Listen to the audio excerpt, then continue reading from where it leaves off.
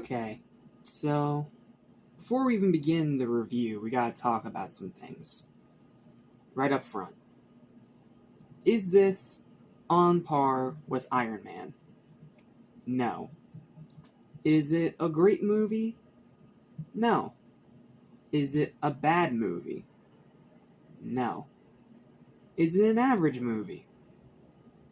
No. Is it good? Yes, in my personal subjective opinion. People really seem to hate this one, and I don't really get why. Yes, it technically has little to no actual bearing on the overall MCU because they ended up, rebooting everything, starting with Avengers and all that. But in a way, I still think this movie is significant. Not as an MCU film. As an MCU film, it barely even matters. But more so as a standalone, good Hulk movie. Because it's no secret, our not-so-jolly green giant has been getting some pretty bad treatment over the years. And even Disney themselves have kind of fallen into that territory, but we will talk about all those problems when we get to those projects. But before this, what do we have? We had the Rooferigno TV show, which is good. Don't get me wrong, that show is good, but it is very cheesy and it doesn't take itself seriously. Just like 60s Batman. Then we had that absolute abomination. See what I did there? Abomination that was the 2003 Ang Lee movie, which was an absolute disaster in every single capacity. So, now Marvel decides to try again. But what's weird about this movie is that it's not by Paramount, and like I said before, it barely connects to the MCU at all. Because starting with Avengers onwards, they rebooted all the Hulk stuff. So you may be thinking, okay, does that mean this movie is even worth watching? In my opinion, yes, because it is the best Hulk movie that we have, and at this point are ever going to get. The Lou Ferrigno Hulk movie, based on the TV show, is fine. It's not great, it's not terrible, it's fine. The Ang Lee movie, trash. Except for the tie-in video game. The tie-in video game is actually pretty good. So, now with this one, what are the things it gets right, and what are the things that makes it insignificant and below Iron Man? Well, that's what we're here to find out, and I have a pretty decent written review for this one. It's not going to be as long as the Iron Man review, because the Iron Man review, that movie's so significant, even by today's standards, that it had to have a very long discussion on top of the review. Whereas with this one, it's a small discussion with the review. So, yeah, to answer your question right up front, if you're someone that's not really interested in this movie, you can skip it if you want to, because it's not really that significant in terms of the MCU. So, if you look at it from that side, yeah, it barely even matters. But if you look at it as a standalone Hulk movie, it's really good. Like, not great, no, it has a lot of problems, but it's still really good. So, let's dive in and see why this is the best Hulk movie we are ever going to get. What's up, what's happening, what's going on, everybody? Welcome back to Mr. Station, Mr. for anything and everything animation, including Avengers assembling to defend the world, as well as TV and movies. I came up with that on the fly, and it actually works really well. I'm your host, Jackson Small. Welcome back to Marvelous May. We are still in Phase 1 of Marvelous May. Yeah, I get it, because each phase of MCU is like a phase in the month. Sorry, I'm not funny. But now we're up to the second movie of the entire MCU, and what many people consider the red-headed, green-skinned stepchild that nobody wanted. Or, in other words, if you want to be British about it, a bastard. The Incredible Hulk, released the same year as Iron Man. And this one is from Universal instead of Paramount due to legal rights bullcrap that I'm not going to go into. So, what's the good of this movie, and what's the bad of this movie, and what makes it, in my opinion, still worth watching despite having no significance to the MCU overall? Well, there's only one way to find out. So, without further ado, here's my short but somewhat detailed written review for The Incredible Hulk. I hope you enjoy. Following up to a movie as awesome as Iron Man was always going to be a tough thing to do, but it baffles me to no end why so many people hate this movie and rank it so low in the MCU. Like, a lot of the MCU rankings that I see online, excuse me, I can't talk today, they put this movie in the bottom tier, and I don't get why. I mean, if it's in the average tier, I somewhat get it, but like, bottom tier, no, it is not down there with some of MCU's worst failures, Marvel's, but I just don't get why so many people hate it, honestly. I get that the not-so-jolly Green Giant is constantly given the short end of the stick compared to most of his peers, with the cheesy TV series and the abysmal Ang Lee movie from 2003. But that's no reason to hold those past failures as judgment against this one. Sure, it's not better than Iron Man, not even close.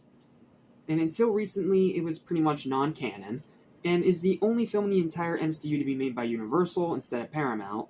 But as far as Hulk films go, it's easily the best one of the bunch. The Incredible Hulk is a really good, entertaining, and fun comic book movie that is severely underappreciated.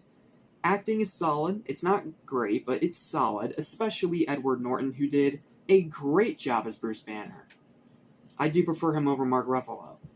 The story's good. It's typical for a Hulk movie, but it's enough to carry the plot.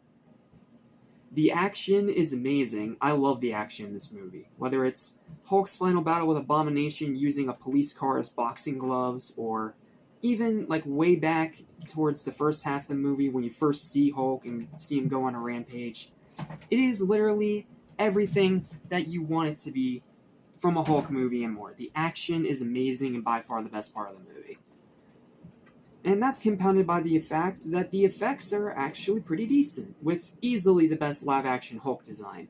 I don't hate Ruffalo's version by any means, but this design just has a lot more raw viciousness and a slightly gritty edge to it. Like, this is my favorite live-action design for Hulk. It's very good, it's close to the comic book version, but it has that realistic grit to the point where, yeah, this is a menacing guy you do not want to mess with.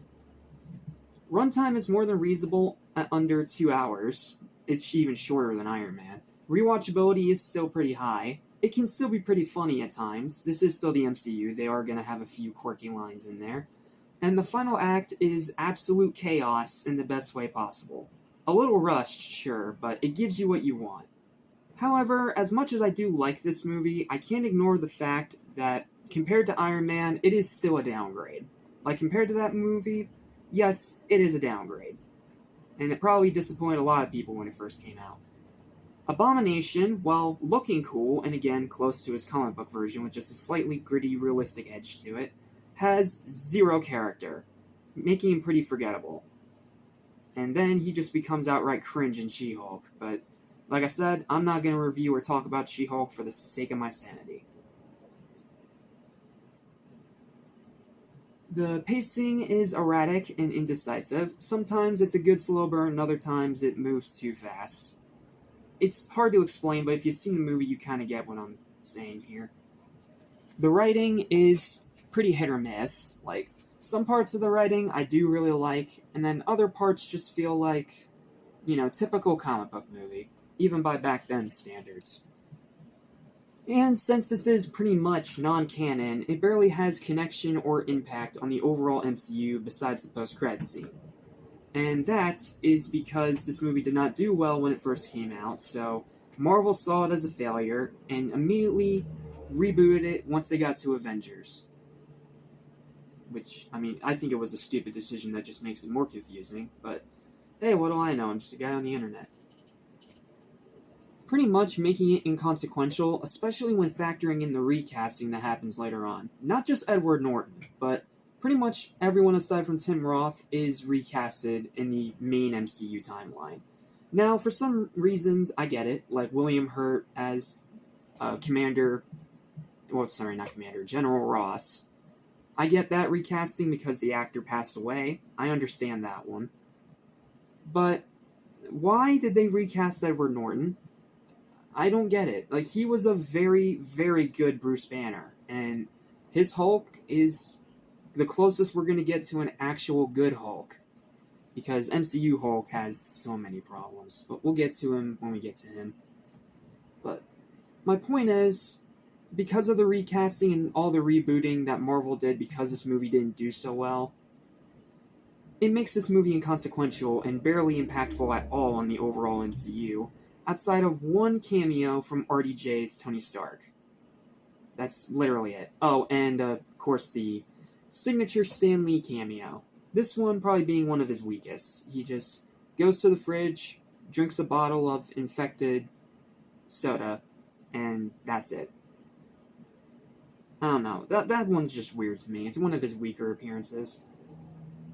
Overall, though, despite all these very obvious flaws, I still really enjoy The Incredible Hulk. Not really as an MCU film, but more so as a fascinating and solid standalone Hulk film that finally did the Hulk some justice. Yes, it's not a great movie, and we're probably never going to get a great, perfect Hulk movie ever, but this is the closest that we're going to get, and is the only one that's actually good. Just saying.